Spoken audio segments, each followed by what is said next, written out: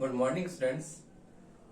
आज जो है आपका टॉपिक राजनीतिक आधुनिकीकरण है और हमने पिछली कक्षा में संरचनात्मक प्रक्रियात्मक उपागम आपका पढ़ाया था और उससे पहले डेविड ईस्टन का व्यवस्था सिद्धांत आपको बताया था कि डेविड ईस्टन ने अपने व्यवस्था सिद्धांत में जो है उसने किस प्रकार से निवेश और निर्गत के द्वारा जो है उसने अपने व्यवस्था सिद्धांत को पूरी तरह से जो है स्पष्ट रूप से उसे समझाया था।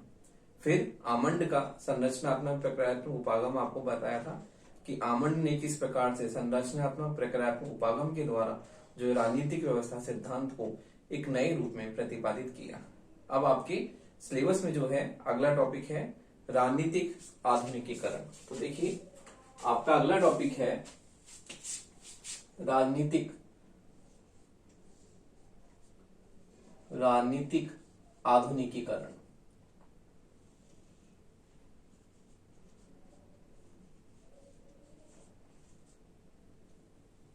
राजनीतिक आधुनिकीकरण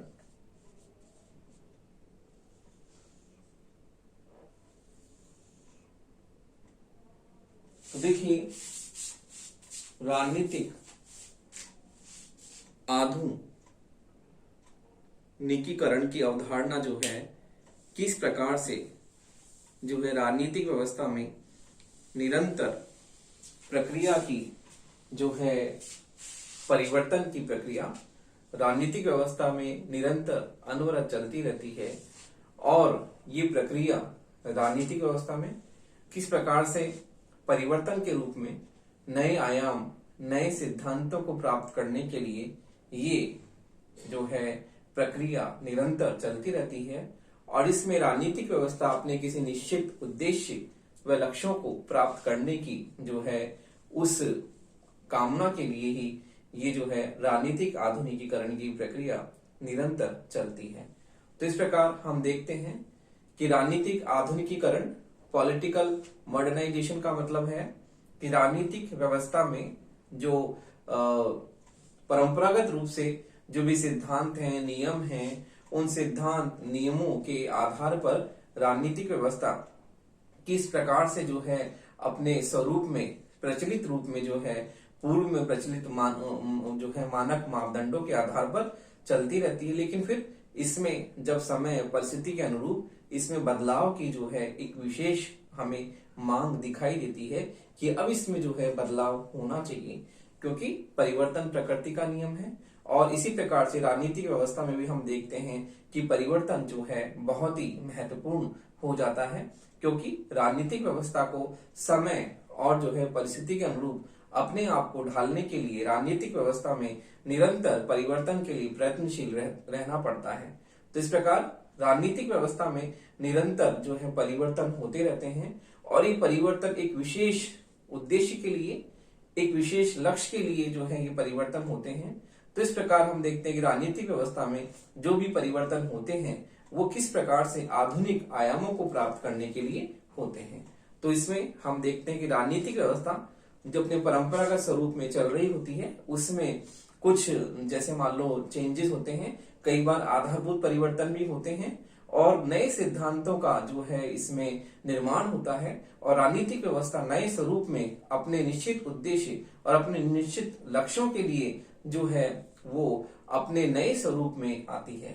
तो देखिए इस प्रकार राजनीतिक आधुनिकीकरण एक ऐसी प्रक्रिया है जो निरंतर चलती रहती है और जिसमें राजनीतिक व्यवस्था अपने निश्चित लक्ष्य और अपने निश्चित उद्देश्यों को जो है प्राप्त करने के लिए प्रयत्नशील रहती है। तो देखिए राजनीतिक आधुनिकीकरण की अवधारणा में हम देखते हैं कि किस प्रकार से दूसरे महायुद्ध के बाद में एशिया अफ्रीका में साम्राज्यवाद एवं उपनिवेशवाद के अंत के कारण जो है नए स्वतंत्र राज्यों की क्या हुई स्थापना हुई और नए स्वतंत्र राज्य एशिया अफ्रीका और लैटिन अमेरिका के 9 स्वतंत्र राज्यों की स्थापना हुई और इन देशों में जो है हम देखते हैं कि किस प्रकार से राजनीतिक व्यवस्था अपने परंपरागत सामाजिक आर्थिक ढांचे के अनुरूप कार्य कर रही थी, लेकिन जब दूसरा महायुद्ध समाप्त हुआ तो उसकी समाप्ति के बाद में साम्राज्यवाद उपनिवेशवाद का अंत हुआ और नए स्वतंत्र राज्यों का, एशिया, अफ्रीका, लैटिन अमेरिका के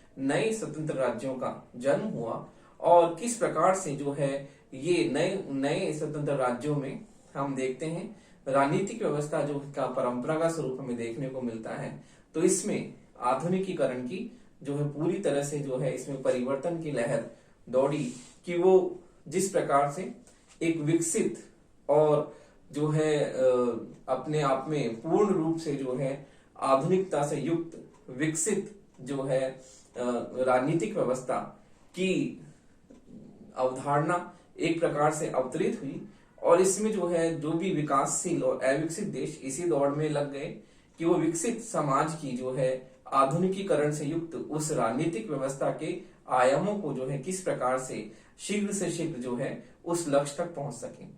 तो विकसित इसमें देखते हैं हम कि आधुनिकीकरण में कि जो भी राजनीतिक व्यवस्थाएं हैं वो विकासशील और अविकसित जो भी देशों की राजनीतिक व्यवस्थाएं हैं वो विकसित जो है समाज की राजनीतिक व्यवस्थाओं के गुण को पूरी तरह से उनकी विशेषताओं को ग्रहण करने के लिए निरंतर जो है प्रयत्नशील रहती हैं कि एक विकासशील और अविकसित देश जो है किस प्रकार से अपने आप को विकसित राजनीतिक व्यवस्था वाला देश के उस आयाम तक पहुंच सके। तो इसमें जो है निरंतर जो है परिवर्तन की प्रक्रिया चलती रहती है, अनवरत चलती रहती है। और इसमें एक जो राजनीतिक व्यवस्था पुराने और परंपरागत ढांचे वाली जो राजनीतिक व्यवस्था है वो विकसित और जो है आधुनिकीकरण से युक्त जो भी राजनीतिक व्यवस्था है उस विशेषताओं को जो है निरंतर प्राप्त करने के लिए प्रयत्नशील रहती है। तो इस प्रकार से हम देखते हैं कि राजनीतिक आधुनिकीकरण की जो प्रक्रिया है वो निरंतर जो है चलती रहती है। और इसमें हम देखते हैं कि विचारक जो कहते हैं कि जो ये एक बहुत ही जटिल प्रक्रिया है और बहुस्तरीय अवधारणा है। तो देखिए आधुनिकीकरण जो है सामाजिक विकास की एक ऐसी प्रक्रिया है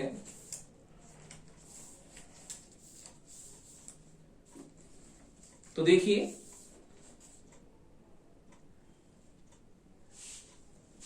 विद्वानों का मत है कि आधुनिकीकरण स्वयं में एक जटिल, मिश्रित एवं बहुस्तरीय अवधारणा है।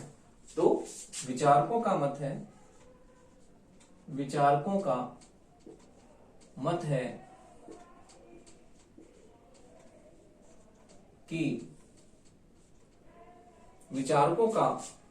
है कि आधुनिकीकरण जो है स्वयं में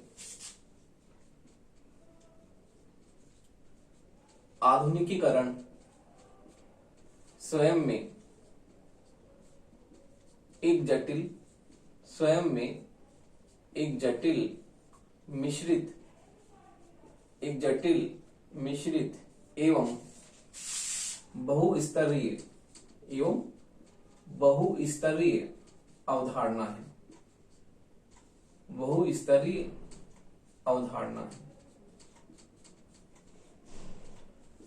बहुस्तरीय अवधारणा है। और आधुनिकीकरण जो है सामाजिक विकास की एक ऐसी प्रक्रिया है। आधुनिकीकरण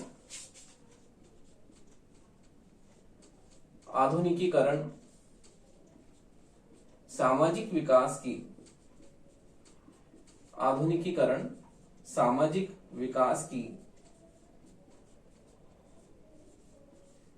एक ऐसी प्रक्रिया है। सामाजिक विकास की एक ऐसी प्रक्रिया है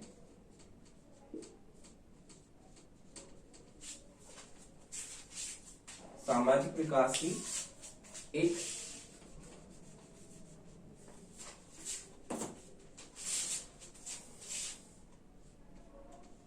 एक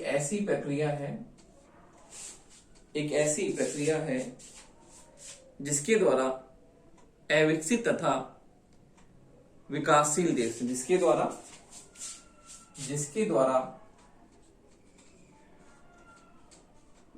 अविकसित तथा विकासशील देश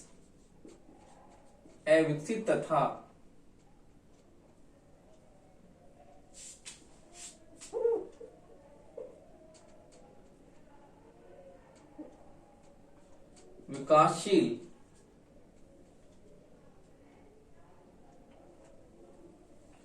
अविकसित तथा जिसके द्वारा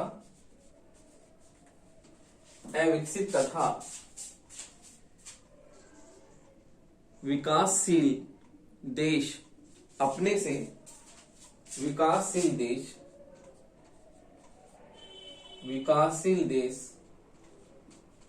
अपने से विकासशील देश अपने से अधिक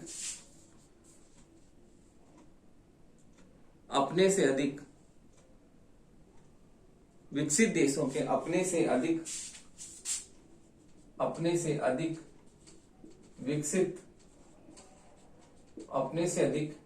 विकसित देशों के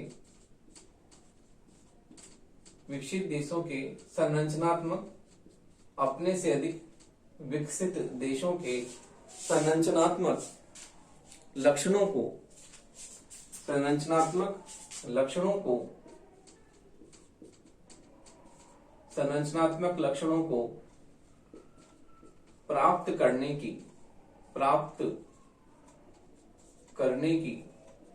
चेष्टा करते हैं।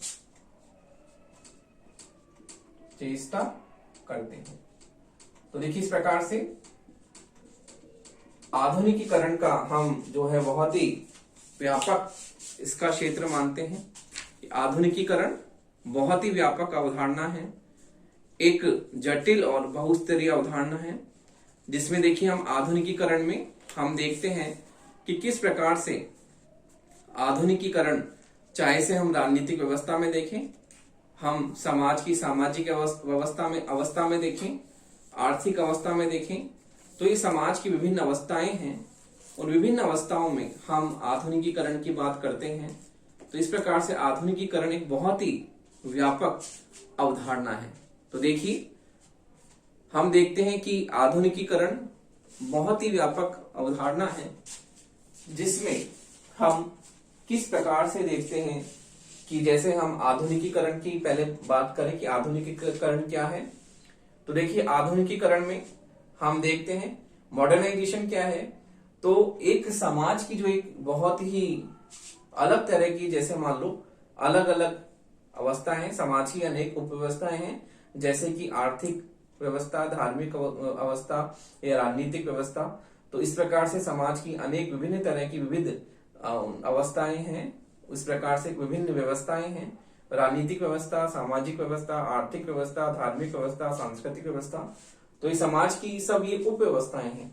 तो आधुनिकीकरण, हम देखते हैं कि आधुनिकीकरण सामाजिक विकास की एक ऐसी प्रक्रिया है जिसके द्वारा अविकसित तथा विकासशील देश अपने से अधिक विकसित देशों के संरचनात्मक लक्षणों को प्राप्त करने की चेष्टा करते हैं। अब हम इसे धार्मिक संदर्भ में भी देख सकते हैं कि धार्मिक संदर्भ में ऐसे धार्मिक लक्षणों को प्राप्त किया जाए जो विकसित देशों ने प्राप्त कर रखे हैं। उसी प्रकार से हम आर्थिक क्षेत्र में देखें कि आर्थिक व्यवस्था में किस प्रकार से आर्थिक आधुनिकीकरण होता है। तो उसमें लक्ष्य क्या रहेगा हमारा, आर्थिक व्यवस्था में देखेंगे आर्थिक आधार पर और आर्थिक लक्ष्यों को प्राप्त करना उस व्यवस्था का प्रमुख उद्देश्य रहेगा कि विकसित, आर्थिक रूप से जो विकसित देश हैं उनकी व्यवस्थाओं को अपनाना। तो इसी प्रकार से राजनीतिक व्यवस्था में भी हम देखते हैं कि राजनीतिक व्यवस्था जो है अपने से विकसित और विकास, अपने से जो है विकसित देशों के संरचनात्मक लक्ष्यों को प्राप्त करने की चेष्टा का इसमें प्रयास किया जाता है। तो इस प्रकार अब हम बात करते हैं कि राजनीतिक आधुनिकीकरण का अर्थ और इसकी परिभाषा क्या है। तो उसके बारे में हम देखते हैं कि राजनीतिक आधुनिकीकरण क्या है। अभी तो हमने केवल एक सामान्य रूप से आधुनिकीकरण की परिभाषा आपको समझाई कि आधुनिकीकरण क्या चीज होती है। तो इसमें हम देखते हैं कि अविकसित तथा विकासशील देश अपने से विकसित देशों के संरचनात्मक लक्षणों को प्राप्त करने की चेष्टा के लिए निरंतर प्रयत्नशील रहते हैं। और ये आधुनिकीकरण जो है एक बहुत ही व्यापक, जटिल और बहुस्तरीय अवधारणा है, जो कि निरंतर चलने वाली, अनवरत रूप से चलने वाली प्रक्रिया है। तो हम देखते हैं राजनीतिक आधुनिकीकरण क्या है।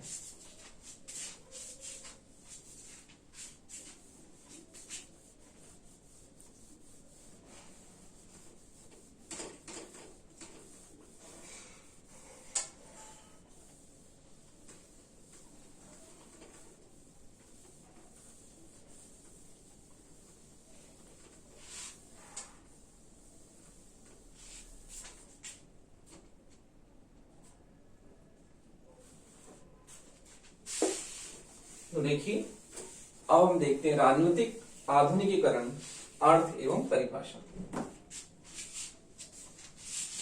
तो देखिए राजनीतिक आधुनिकीकरण,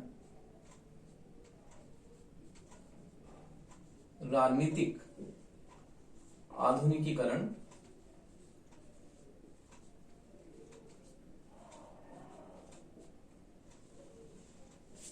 अर्थ एवं परिभाषा। राजनीतिक आधुनिकीकरण, अर्थ एवं परिभाषा।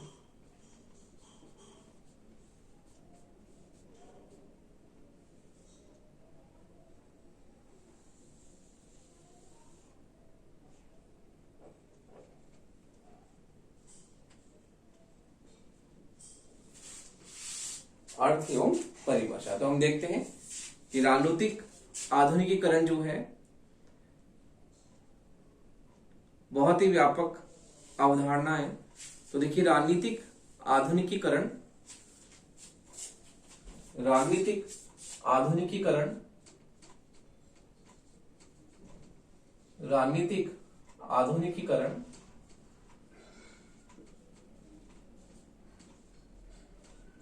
बहुस्तरीय, बहुस्तरीय, बहुस्तरीय एवं व्यापक अवधारणा है। राजनीतिक आधुनिकीकरण बहुस्तरीय एवं व्यापक अवधारणा है, व्यापक अवधारणा है। और जब आधुनिकीकरण की प्रक्रिया, जब आधुनिकीकरण की प्रक्रिया, जब आधुनिकीकरण की प्रक्रिया,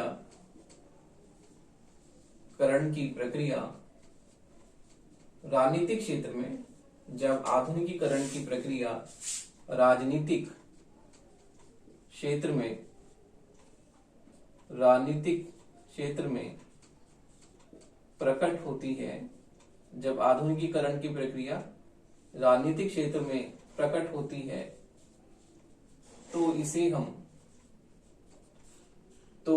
हम राजनीतिक आधुनिकीकरण, तो इसे हम राजनीतिक आधुनिकीकरण कहते हैं। तो इसे हम राजनीतिक आधुनिकीकरण कहते हैं।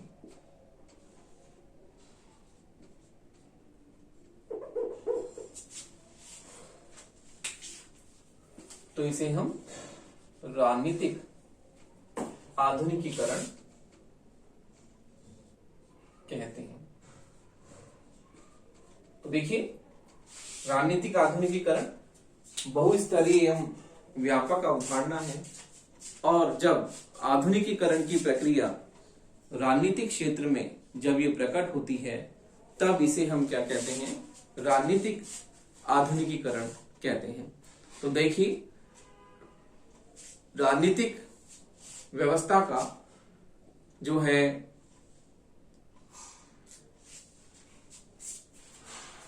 सामाजिक व्यवस्था की ही क्या है, एक उपव्यवस्था है।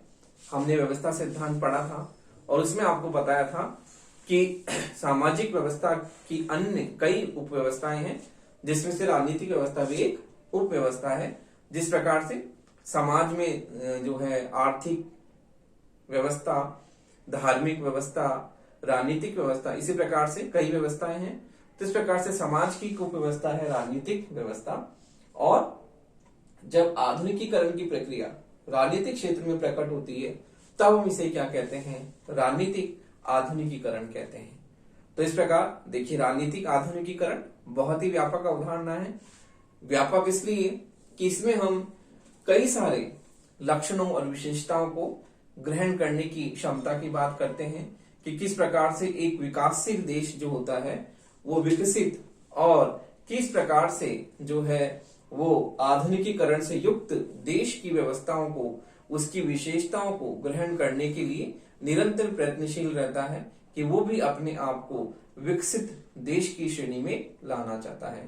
तो इस प्रकार से हम देखते हैं कि राजनीतिक व्यवस्था जो होती है, इसमें हम आधुनिकीकरण की प्रक्रिया अनवरत चलती रहती है और इसमें मुख्य जो है उद्देश्य क्या होता है कि विकसित और आधुनिकीकरण से युक्त जो भी देश हैं उनकी विशेषताओं को ग्रहण करना। जिस प्रकार से अमेरिका हम कहते हैं, अमेरिका, यूरोप के देश जो हैं बहुत ही विकसित देशों में इनका नाम लिया जाता है, विकसित देश है ये।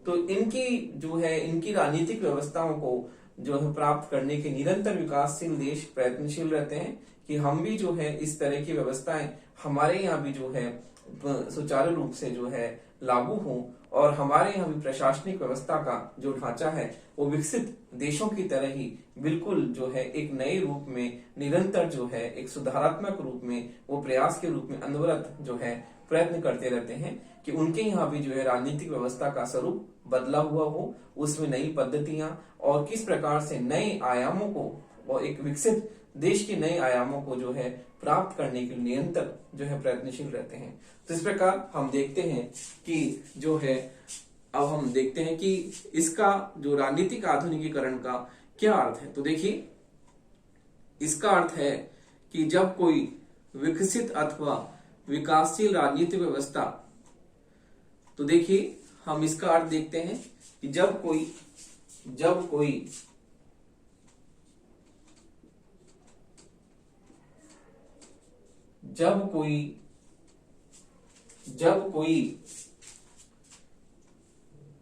अविकसित अथवा विकासशील, जब कोई अविकसित अथवा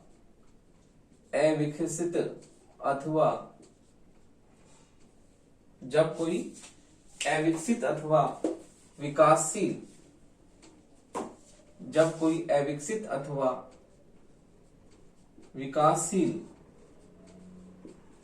अविकसित अथवा विकासशील देश की राजनीतिक व्यवस्था,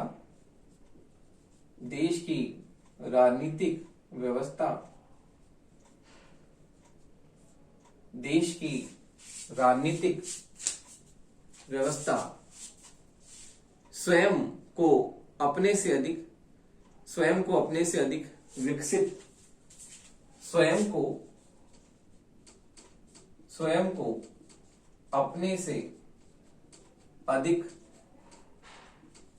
अपने से अधिक विकसित, स्वयं को अपने से अधिक विकसित राजनीतिक व्यवस्था में, स्वयं को अपने से अधिक विकसित राजनीतिक व्यवस्था में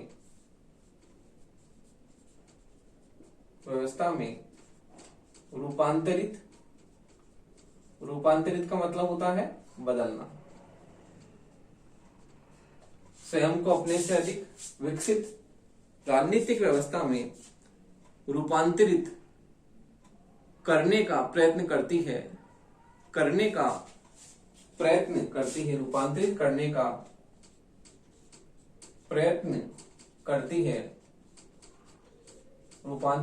का प्रयत्न करती है। तो उसके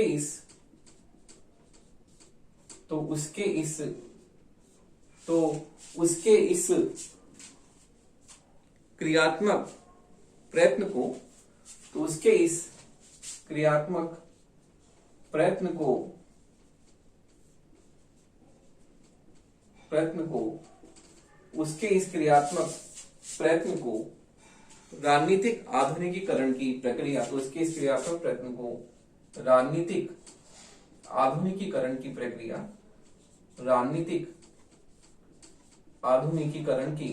प्रक्रिया कहा जाता है। राजनीतिक आधुनिकीकरण की प्रक्रिया कहा जाता है।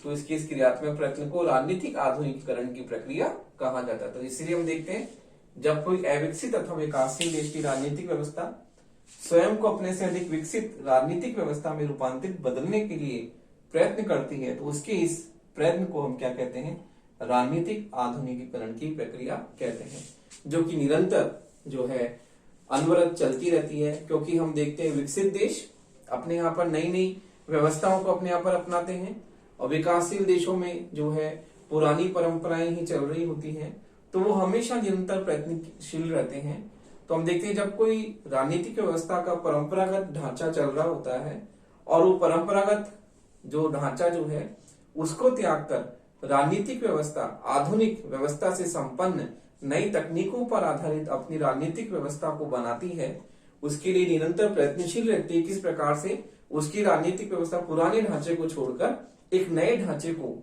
एक नए स्वरूप को जो है ग्रहण करे, उसकी क्षमता के लिए निरंतर वो प्रयत्नशील रहती है, तो हम कहते हैं कि वहां पर राजनीतिक आधुनिकीकरण की प्रक्रिया निरंतर चलती रहती है।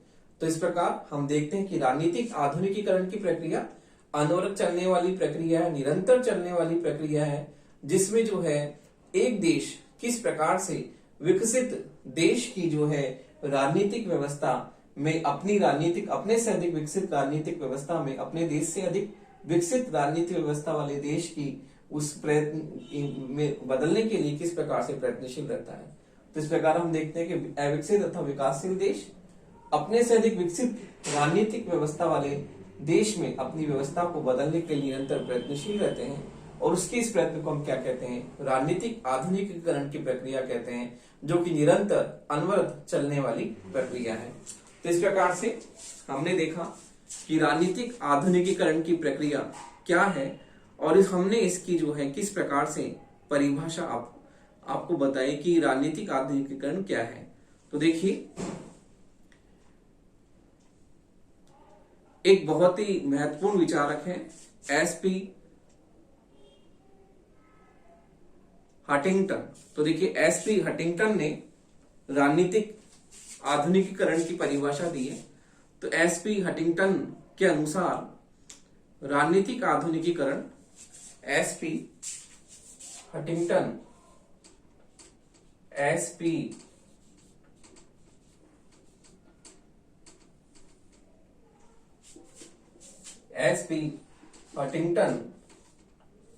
एसपी हटिंगटन के अनुसार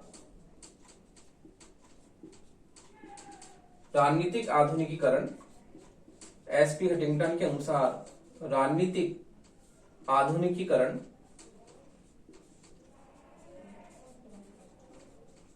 एसपी हटिंगटन के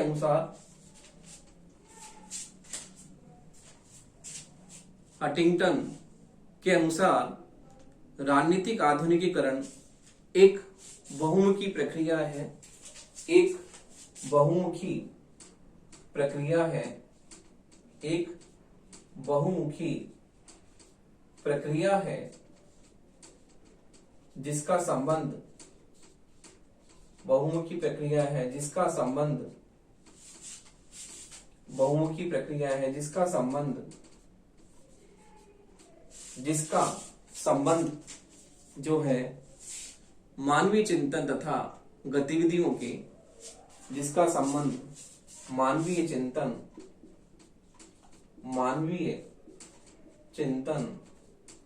तथा जिसका संबंध मानवीय चिंतन तथा गतिविधियों के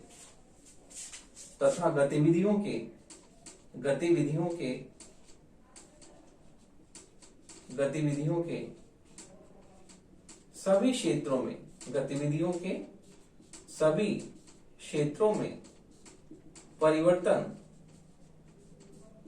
करने से है, जिसका संबंध मानवीय चिंतन तथा गतिविधियों के सभी क्षेत्रों में परिवर्तन करने से है,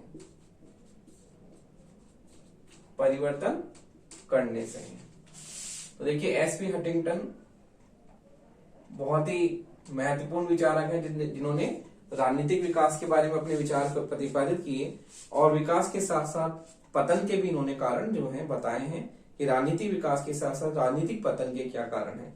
तो एसपी हटिंगटन बहुत ही राजनीतिक विज्ञान के बहुत महत्वपूर्ण विचारक हैं, जिन्होंने ये कहा कि राजनीतिक आधुनिकीकरण एक बहुमुखी प्रक्रिया है, जिसका संबंध मानवीय चिंतन तथा गतिविधियों के सभी क्षेत्रों में परिवर्तन जो है करने से है।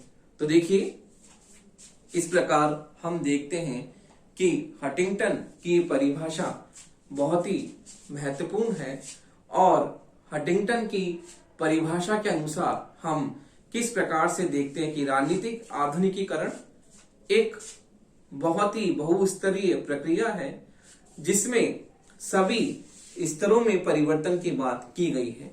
तो देखिए, इसने हंटिंगटन ने बताया है कि राजनीतिक आधुनिकीकरण बहुमुखी प्रक्रिया है और इस बहुमुखी प्रक्रिया में जिसका संबंध मानवीय चिंतन तथा गतिविधियों के सभी क्षेत्रों में परिवर्तन करने से है। तो हंटिंगटन ने राजनीतिक आधुनिकीकरण को एक बहुस्तरीय और बहुआयामी प्रक्रिया माना है जिसमें किस प्रकार से बौद्धिक चिंतन की बात की गई। मानवीय चिंतन का मतलब मानवीय विवेक में परिवर्तन की बात इसने स्वीकार की हंटिंगटन ने, और इसके साथ साथ ही सभी क्षेत्रों में, जीवन के सभी क्षेत्रों में, सभी आयामों में परिवर्तन की बात जो है हंटिंगटन ने स्वीकार की है। और इस प्रकार से हम देखते हैं कि राजनीतिक आधुनिकीकरण एक बहुस्तरीय, एक बहुआयामी प्रक्रिया है और इसका जो है क्षेत्र जो है बहुत ही व्यापक है और ये प्रक्रिया जो है निरंतर चलने वाली प्रक्रिया है। इस प्रकार से हम देखते हैं कि राजनीतिक आधुनिकीकरण एक व्यापक अवधारणा है, बहुस्तरीय अवधारणा है, इसके साथ साथ ही ये निरंतर और अनवरत चलने वाली प्रक्रिया है।